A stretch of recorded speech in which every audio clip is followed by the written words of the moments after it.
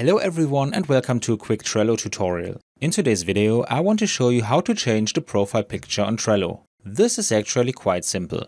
First of all, I open Trello and here I can see all my workspaces. Now I click on my current profile picture at the top right and select Manage Account. This takes me directly to the appropriate settings for my profile.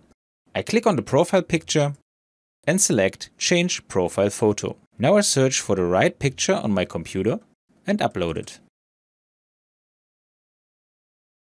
And as you can see, it is directly changed here. It may take a few seconds for this change to be transferred from Atlassian to Trello. But after a few seconds of waiting, let's refresh Trello and see that the profile picture has now changed. And that's all you need to know. I hope you enjoyed the video and I will see you again in the next tutorial. Until then, your tutorial guy. Bye!